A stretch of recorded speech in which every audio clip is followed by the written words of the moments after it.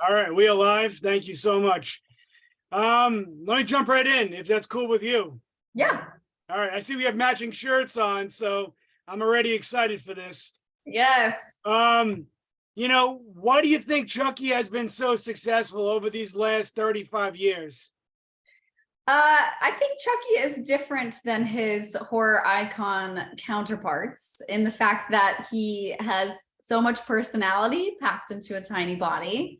And we don't get that with some other horror icons or horror icons where you don't even know who the killer is, like Ghostface or things like that. We have a consistent person behind the voice of Chucky. And of course, Brad Dourif's voice and laugh is iconic. No, I don't think anybody else could do it justice. And also, it's a character that in an odd and creepy way is kind of relatable. If you've ever felt like you got the short end of the stick, literally, like he has, Chucky's the underdog, he's a doll, but he still manages to do these crazy massive things. I'm not saying people should go out and murder people, but a lot of the times he's taking on the authority figure or people that we as the audience don't even like in the film because, of whatever they represent. So in a way, you can kind of put yourself in the character's shoes in an odd, twisted way, whereas I can't put myself in the shoes of, say, a Michael Myers because I'm not like a 6-foot man in a mask, but I am a short woman and I can see myself in Chucky in some aspects. So I think it's a more universal character that people can oddly relate to. I dig that. That's cool. And for you, what would you say was the most challenging aspect of making a feature-length documentary like Living with Chucky? Tackling a beloved horror franchise that has gone on for 30 years and for years before I even existed on this planet. It's really hard. Chucky fans are very loyal and dedicated and just trying to do them justice while also turning out the film that I wanted to as a documentary director as well. So it was like, how do I appeal to new fans and welcome them in with arms if they've never seen a Chucky movie and this might be their first experience? I don't recommend that. I would watch the first movie at least, but some people just dive right in. And how do I appease the older generations who already know so much about Chucky? What can I put in here that's new that we haven't seen before? So that was like the hardest challenge. And then fitting in a retrospect, the personal aspect of my life in it. And because that's what I think makes this movie a bit different than others is the personal family side. Sure. So the hardest part was like, how do these mesh and how do we go from one to the other and make them have a baby? Sure. I love it. I was going to mention that I love the cutscenes that you had in between the interviews with the VHS tapes, with the DVDs. I thought that was really clever and a cool way to kind of introduce each film. So thank you. Thank you. I wasn't expecting such a positive response to that part. I filmed that over COVID in my parents' basement by myself. And I was like, hopefully this works and people like it. And worked out. I thought it was great. So I got to ask, how many hours of interviews did you have during production, to cut down to 100-minute movie? I have so about an hour per interviewee, potentially 2 hours so at least like 14 hours. Oh, wow. I would say. Yeah, it was a lot to go through, and like so many people had amazing gems of short stories or sound bites, and that had to get cut because this could have easily been like a 6-hour documentary like the other horror documentaries, but I wasn't going to do that to the audience. So I love it. That's so cool. All right. So what would you say was one of the talent that you were most shocked to have gotten for an interview? Billy Boyd, to be honest. Okay. That's cool.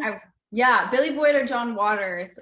Billy Boyd, I don't know why, because of the accent, I just assumed he didn't live in America.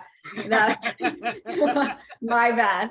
But you know, he went on, like, he's in Lord of the Rings and Pippin, and you know, just a part of it, and another incredible franchise in its own right. So I was worried I wasn't going to be able to get him, or because he was just, you know, in one and the voice and wasn't really on set, that he wouldn't have a lot to talk about or something, because it's a shorter time commitment than being in front of the camera on set. But it was wonderful. And he came to my apartment to film it, which was so crazy. I was like, yes, come into my house, Billy Boyd. I love it. That's so cool. And was there anyone that you tried to get that you couldn't get? Anyone? Yes, Yeah. I most definitely tried to reach out to Kevin Yeager. You know, I did this incredibly independently, like did not have a lot of like finances even going into it. I just went out and filmed what I could with people who I had access to. So I didn't have like an agent that could get in touch with his agent or anything like that. I basically asked my dad's SFX friends, like, hey, do you have Kevin's information? Can I have that, please?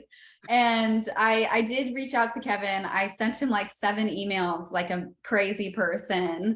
And I never heard back from him, but I did my due diligence in trying to get him. And if he would have agreed, then I would have asked if Catherine would want to be involved, because obviously they're married. But yeah, and then I did reach out to Tom Holland as well, but he declined. That's Because interesting. yeah, I don't think he was nice enough over email, but I don't think he understood like it was a retrospect as well as the familial aspect, because he was like, oh, I only did the first movie, and I was like, right, but that's why we want you on the documentary. You directed the first movie, Tom. So I would have loved to have the both of them. So I tried to include Kevin as much as I could through behind the scenes interviews. Sure. So that's why really a lot of those are involving Kevin, because we couldn't make this documentary without him. So that was my way. That's cool. Included. All right. So now, do you have a favorite kill in the franchise? And follow up to that, while you're thinking about it, how do you rate the films? Oh God. Ooh, I can tell you mine, so I have mine written down. Jesus. Okay, you go first. All right, if it'll help you. I have the first one is my favorite, obviously. Then Bride of Chucky, then Child's Play 2, Child's Play 3, then Curse, Cult, and Seed. I know Seed is low on the spectrum, but it was never a favorite of mine. It's not everybody's cup of tea. I get it. Yeah. I get it. As far as rating, sorry, Dad. Child's Play 2 is my favorite. Nice. Then I would have to go with the first one. Sure. And then I would think I would have to go with Bride. Nice. I don't know. I like Child's Play 3, I think, is messed up because the kids shoot at each other at the end. Sure. And that's like the most effed up, I think, in all of the movies. But I'm not like necessarily love the storyline. So maybe I'll put Curse, then, well, it's hard. Curse, Seed, CP3, Cult. And Nice. Cult is just like, I love the visuals and things like that, but it's just I like the other ones more. I dig it. That's so cool. All right, so this one might be you know, I don't know how you'll take this one, but what are your feelings on the 2019 reboot with Mark Hamill? What 2019 reboot with Mark Hamill? It doesn't exist. It doesn't exist. Well, that's cool. That's a perfect answer for me. Yeah, no, it would have felt, you know, the whole core of this documentary is like family, and that was an entirely new cast, crew, and storyline. It had nothing to do with the voodoo elements we've already established of Chucky. You might as well have called it a different doll, because it was so different.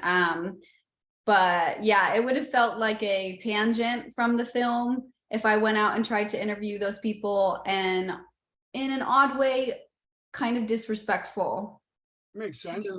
To the original members of the franchise, because it was not like not in their control that that movie happened. MGM just went ahead and did it.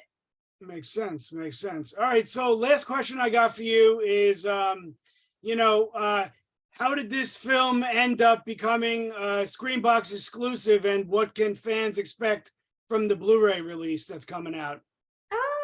Well, I went into my film festival circuit after I dealt with my crazy legal hoops to jump through, and it was great. And then through a producer friend of mine that I had been connected to through my film school, he suggested the sales team that I ended up working with, Yellow Veil. And from there, the rest is history. I did my I did my festival circuit with Emma as my publicist for Fantastic Fest.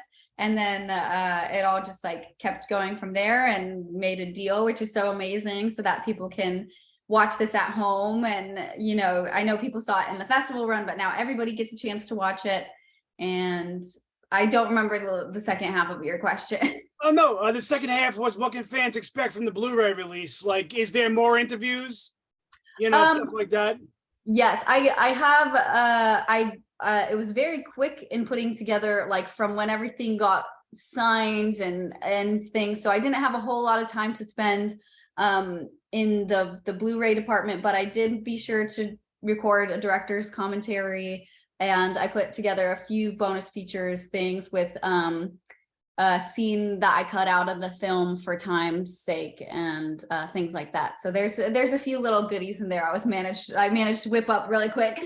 That's amazing. I can't wait. Well, listen, I want to wish you best of luck, and thank you so much for taking out some time. It's been a real pleasure. Oh, thank you so much. Thank you for having me. All right. Have a great one.